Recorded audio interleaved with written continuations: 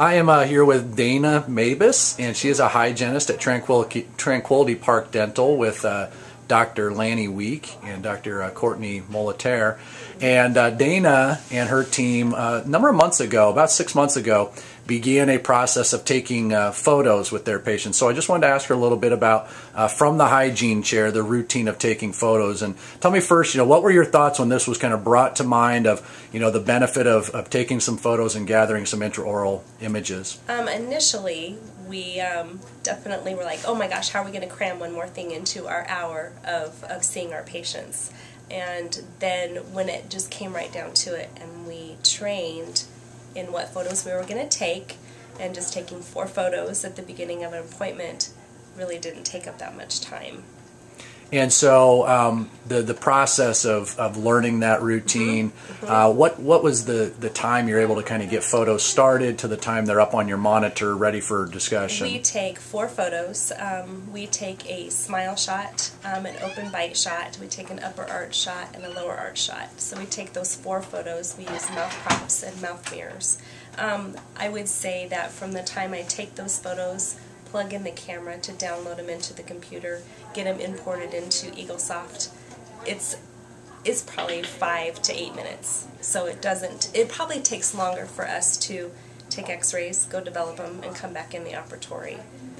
And that's how you're balancing your photos as well as an alternative for the We try to take x-rays, 4-bite wing x-rays once a year, and then that alternate visit at 6 months we incorporate taking these photos. So, how have your patients responded to these? This is something that the hygienist does alone. There's no additional assistant helping with the props, and so your patient is helping out with that process. They do.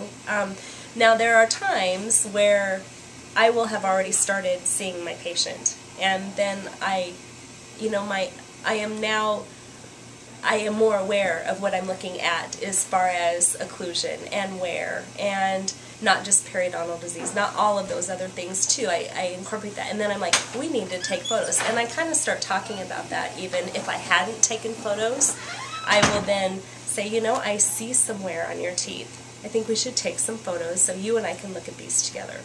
So that's kind of how it gets done, like if I have taken x-rays, and then I make time to take photos further on into the appointment. Well, so you mentioned a number of things that you're now looking for that maybe you hadn't always spent as much time becoming aware of. How has that helped you then in some of your patient dialogue, after you're done with the cleaning and you're now ready to sit up and talk to them a bit, using the photos, but then also talking about malocclusion? The photos are huge because you can talk about things, but having a visual with our TVs in our rooms, we're able to pop those photos up to right in front of them and blow them up so they can really see what we're seeing in their mouth. And it makes the conversation so much easier than just talking about it, having a picture match what you're talking about. What's the patient's response when they see their own pictures on the screen? It's interesting. I think I don't know if people really realize what they really look like, but initially they're like, oh gosh, look at my teeth, they could really improve, just, they look at aesthetics more than anything, straight teeth compared to what we're looking at. We're not necessarily just wanting them to have straighter teeth, we're actually looking for the problems that they have, premature wear, crowdedness, yes, but more of the damage that's being done. Right. So tell me a little bit of the difference this has made in some of your Invisalign production then, since we begun taking the photos and since the hygiene team has really started to focus on malocclusion. What's that done for your Invisalign cases? It's been amazing. And I think when we have made it our standard of care that this is what we're going to do, it has made a huge difference. Huge difference in opening up that discussion and talking about it a lot more than we did before. Right, which is probably why we're sitting here today with a 16-patient Invisalign day that we're about ready to walk into.